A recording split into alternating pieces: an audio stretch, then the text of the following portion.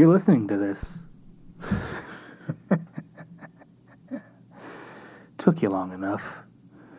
Oh, don't worry, don't worry. This isn't some curse I'm about to pass on to you that'll leave you forever afflicted with sores or nightmares or images of demons ready to drag you off into whatever exists in the night. No, no, no, no, no, no. Don't worry. I'm pretty sure that won't happen.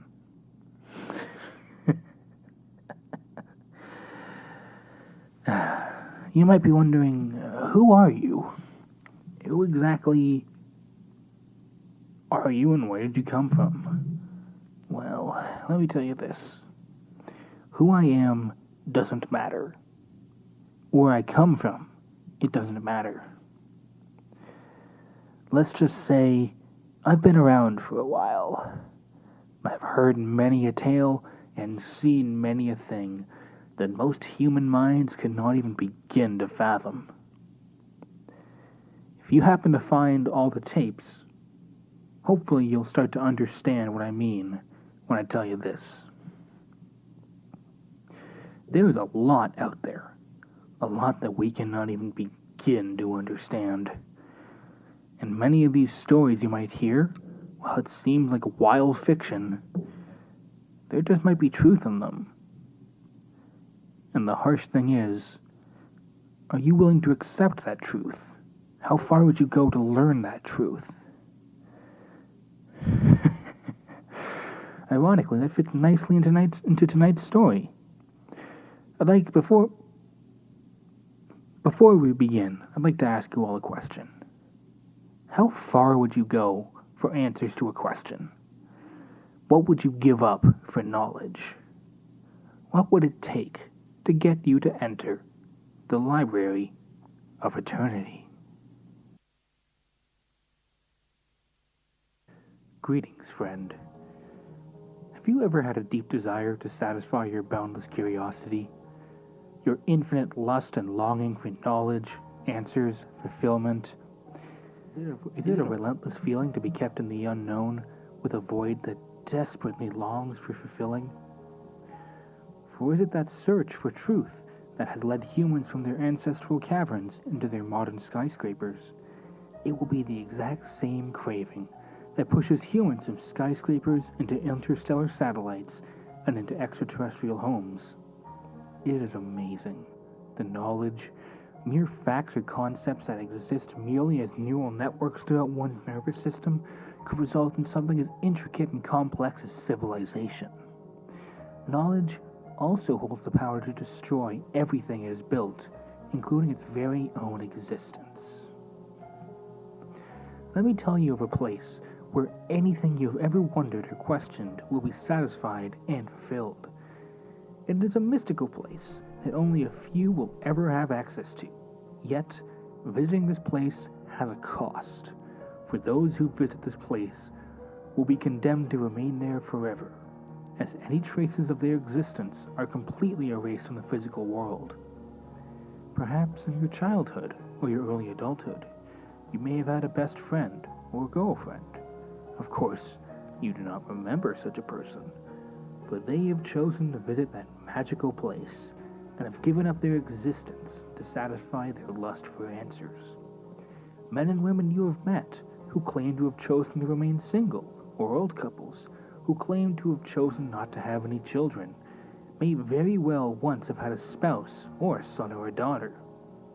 Their existence, just like those of your lost friend or girlfriend, were sacrificed for knowledge. Perhaps you are afraid of being erased. I have given you all the conditions of entry, and I have offered you the trade-off. If you are willing to make that sacrifice, I will reveal to you how to enter this place. Yet, if you still care for anyone on this planet, or if you have a love waiting for you, or it is you simply aren't willing to make the sacrifice, I will show you how to avoid entry. One night, you will have a dream. The dream may happen on any night, but it will most likely happen on a night when you feel very strongly that desire for knowledge. You will open your eyes and see yourself lying on a warm floor wrapped in blankets.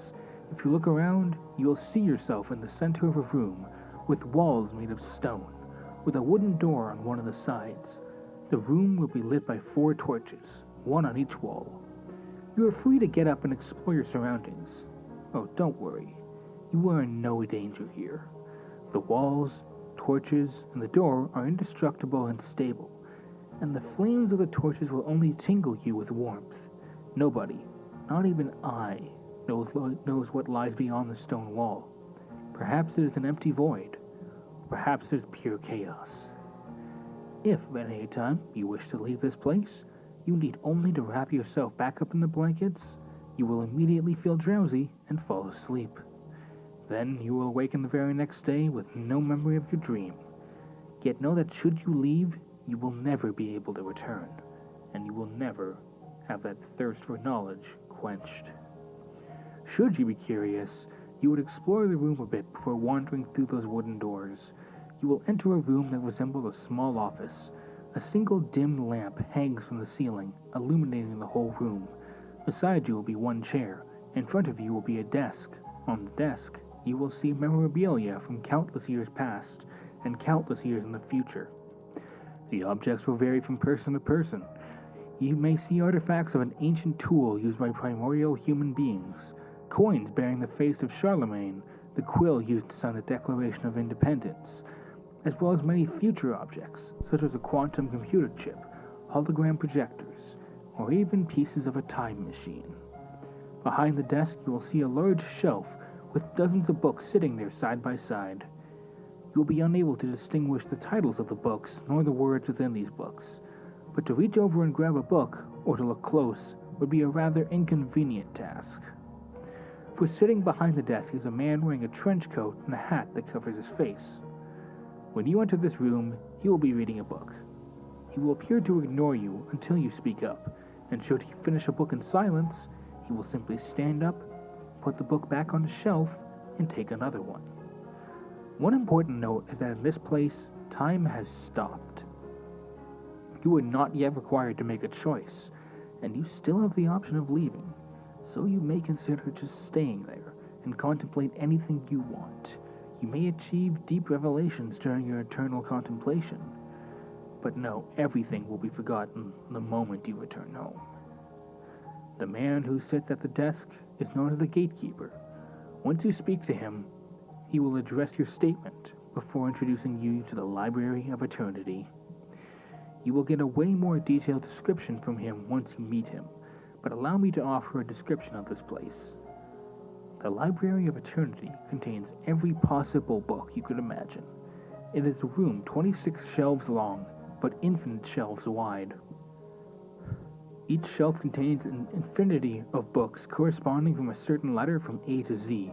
Everything from the answer to the meaning of life to the mathematical solution to 0 divided by 0 can all be found within this vast library. Should you be determined enough to go search within its depths, if you look above your head, you will see the stone walls fade into a blackened void. Every few hundred meters of shelves, there are some tables and chairs, where you may rest with a certain book should it attract your liking. There are candles that float around, carrying powerful and bright flames that can illuminate large portions of the library. You can even pluck them out of the air should you want to sit down and enjoy a book and lack proper lighting. If there is something specific on your mind, you may consult me. I will be sitting in a grand desk facing the sides of all 26 shelves. You will either see me reading a thick volume or writing strange texts that seem completely gibberish. Pay no heed to what I am writing or what I am reading, for its knowledge only I will understand. Come to me, and I will greet you warmly, as well as answer any questions you may have to the best of your ability to comprehend. I will also teleport you to certain locations of certain volumes, should an answer you seek reside in those volumes. Do not be hesitant on disrupting me, for a deadline is there to meet. The gatekeeper, after offering you a highly comprehensive description of the library, will warn you of the same risks and trade-offs I have mentioned earlier. A trapdoor will materialize beneath your feet as he speaks, which will lead you on a one-way journey to the Library of Eternity. You will have a choice now. You may sacrifice your existence and enter the trapdoor, or you may return to the previous stone room and wrap yourself back up in those blankets and return home. If you have any difficulties with your choice, you may consult the gatekeeper, but he will ignore any questions or concerns that are not related to the choice. As I mentioned earlier, stay there for as long as you want, but you will forget everything the moment you return home. Perhaps ignorance truly is bliss in this case. If you choose to satisfy your thirst of answers, then you will enter the trapdoor. You will find yourself falling in near total darkness, with bright lights occasionally whizzing past you. This is the process of destroying your existence in the physical world. Once you jump in, there is no turning back. After a certain period of time, you will fall unconscious again. When you reawaken, you will find yourself curled up on the wooden floors of the library. At this point, you are no longer a human being of flesh, but a being known as an inquirer. As you stand up, you will see the 26 shelves before you as they stretch into infinity. And if you turn around, you will see me, busy at work at my grand desk, but happy to help you with any question you have. The rest of the library, I believe, will require no further description. 2 questions may still plague your mind. First of all, you may wonder where the other inquirers are. This library is a timeless location, so surely there must be plenty of other inquirers, right? Well, my friend, you would be correct in assuming that the other inquirers exist. Yet, it is very unlikely that you would meet them, for they have all delved within the deep sea of infinity within these shelves. I have so far only seen each inquirer once. Upon teleporting them, I have never seen them again. The power of knowledge and the satisfaction of answers is a truly marvelous force. Finally, every single inquirer has wondered, who resides at the end of infinity? It has been said that the non-existent impossible end of infinity resides the Chrono Keeper. The Chrono Keeper is a being referred in many volumes as the watcher of everything and the embodiment of the library itself. He is also an observer of everything. He sees across time periods, dimensions, physical realms, and even minds. It is said that he holds the ultimate truth to anything. Whether or not he exists, we can only wonder, for he resides somewhere that does not exist. Now that you are aware of such a magnificent place, and now that I have presented every detail with regards to this place, it is all up to you. One day, you will have the dream, and those who decide to jump into the rabbit hole, I will see you in Wonderland.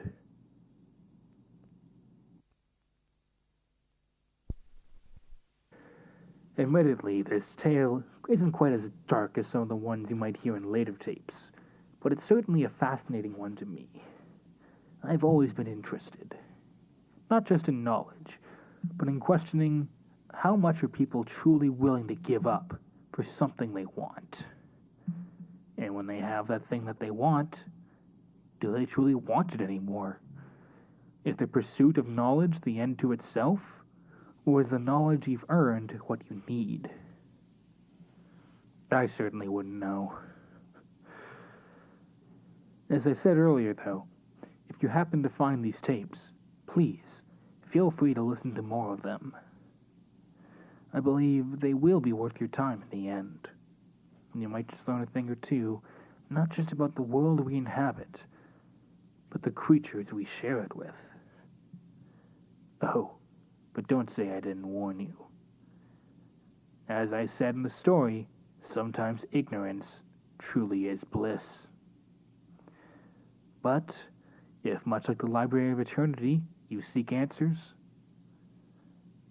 then this hopefully will be what you need.